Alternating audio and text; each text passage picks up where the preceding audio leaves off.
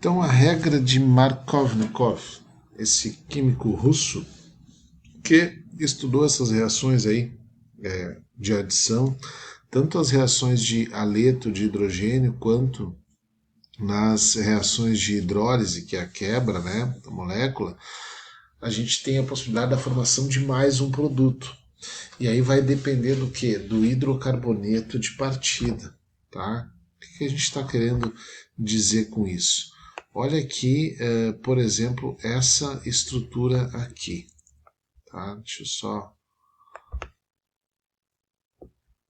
pegar uma caneta aqui.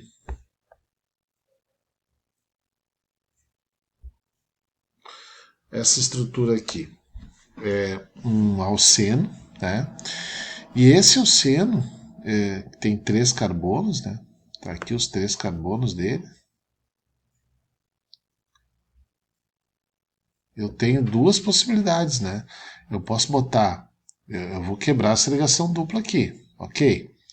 Eu posso quebrar essa ligação dupla colocando o bromo no primeiro carbono, e aí ele seria o bromo propano, ou eu posso quebrar essa ligação dupla colocando o bromo no segundo carbono, e aí seria o 2 bromo propano. Daí como é que eu vou saber onde é que eu vou colocar essa ligação, esse bromo, né? Vai ficar na dúvida, né? Na verdade, nós vamos ter nessa condição aí o 2 bromo propano, tá? O bromo vai no carbono do meio ali. E a gente vai ver por que agora, por causa dessa regrinha básica aí. Então, vou pegar um outro exemplo, antes da gente chegar na regra propriamente dita. O but-1-eno e o brometo de hidrogênio. O but-1-eno, tá? Olha aqui. 1, 2, 3, 4 carbonos. Então, but.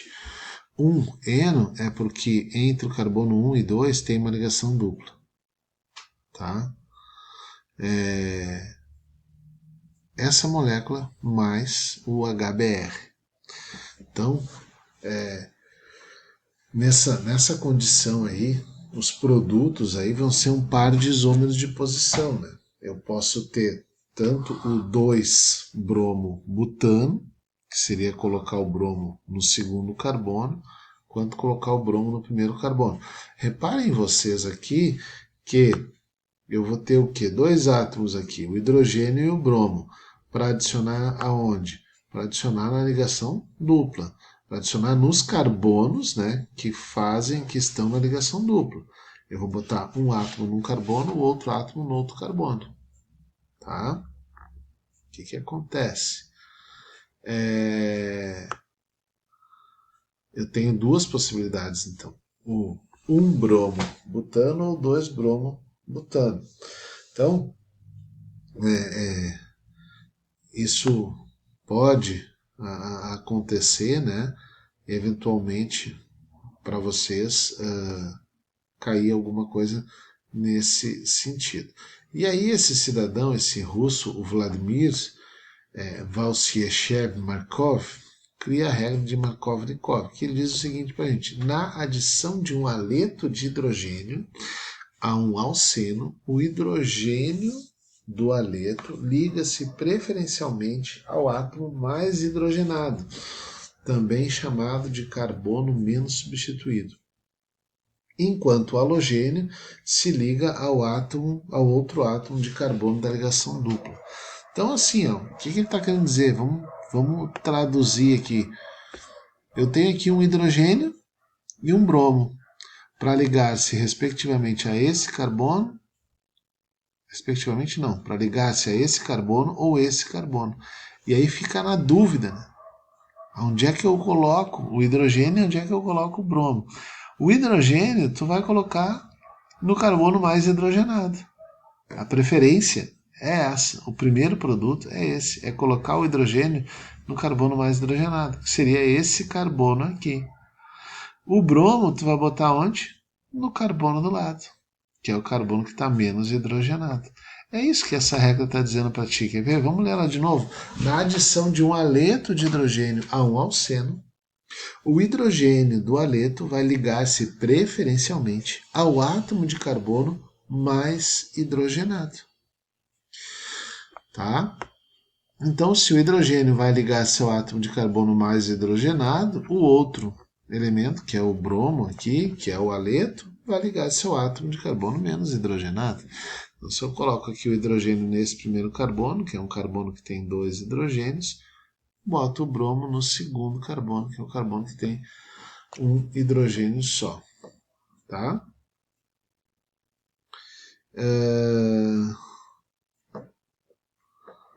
Vamos adiante aqui.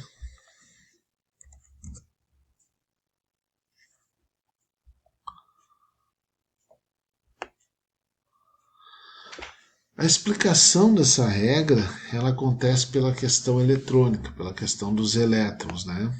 Então, a gente tem essa condição eletrofílica aqui, nucleofílica dos átomos, que a gente está tentando mostrar aqui, tá? Ocorre a quebra da ligação π, que a gente já viu, né?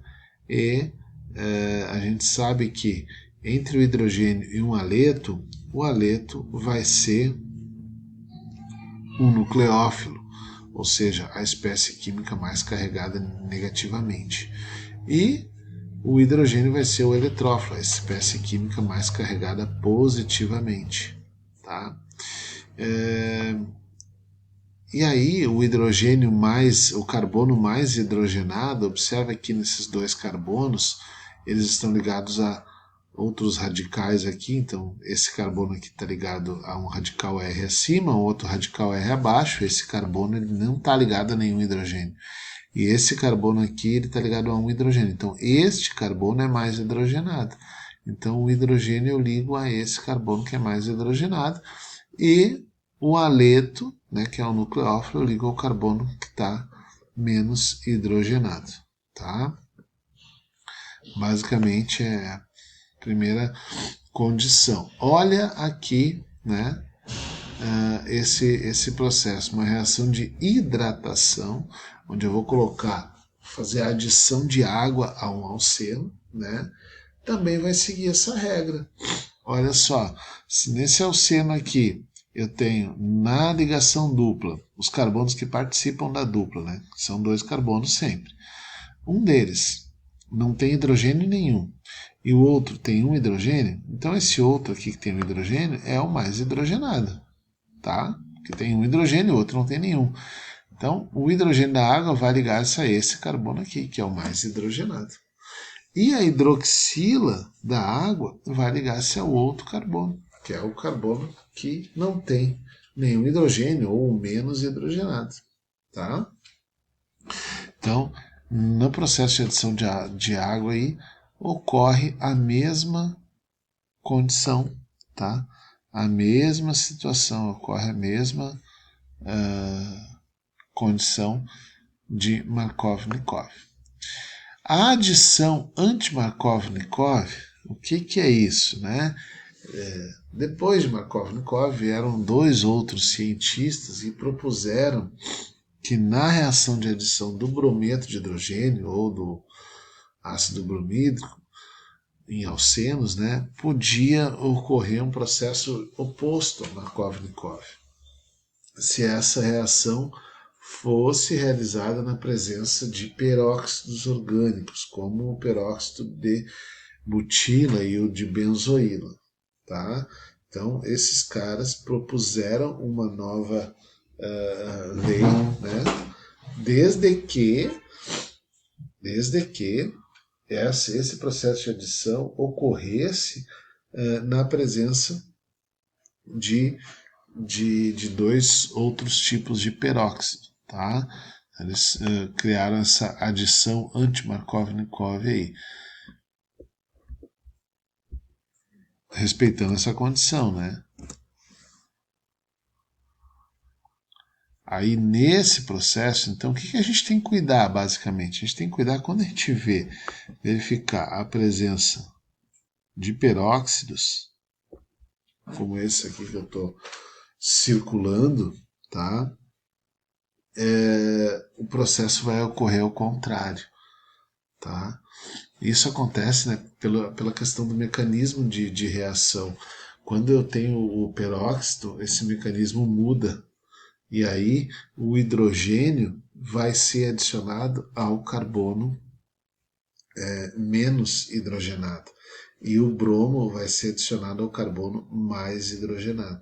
Então, eu preciso cuidar aqui, ó. Quando eu tiver um peróxido ou um R, esse R significa radical orgânico, né? E 2 oxigênios, tá? Quando eu tiver essa condição, aí, tendo essa condição, eu vou necessariamente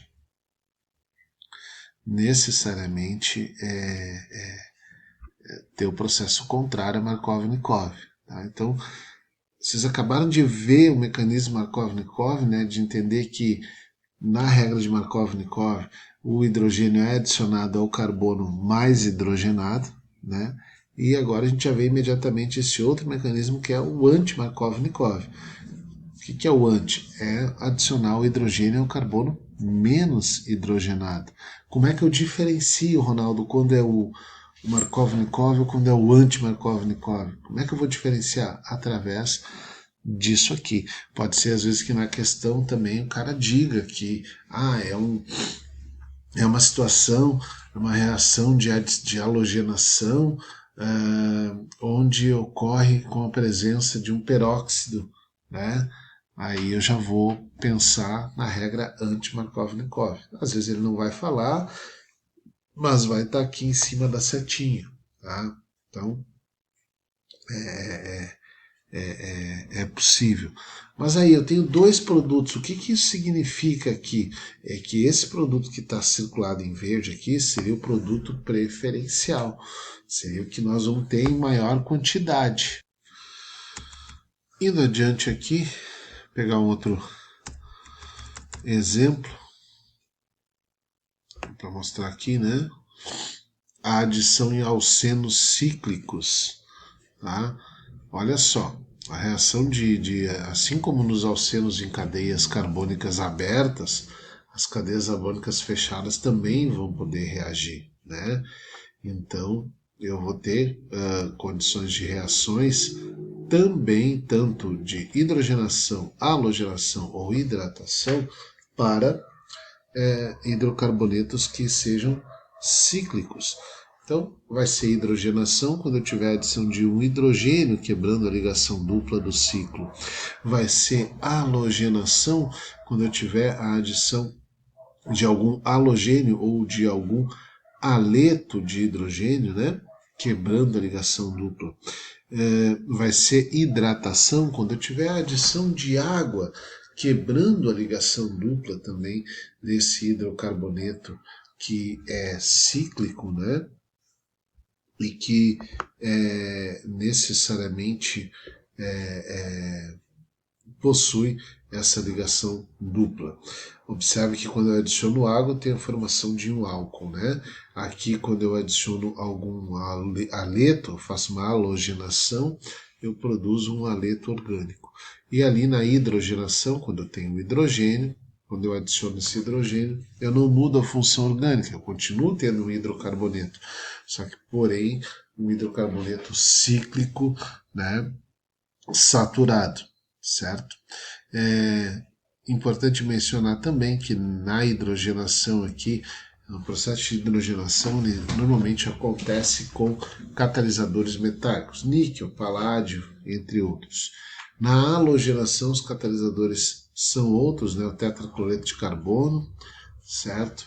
E na hidratação, ela ocorre em meio aquoso, normalmente no meio mais ácido, tá? Tem ali a presença de H+, indicando que normalmente esse meio é mais ácido. Mas nas reações de adição, a gente tem essas subclassificações, né, que seriam hidrogenação, quando eu estou adicionando hidrogênio, halogenação, quando eu estou adicionando algum halogênio, e hidratação quando eu estou adicionando água. Beleza? É isso.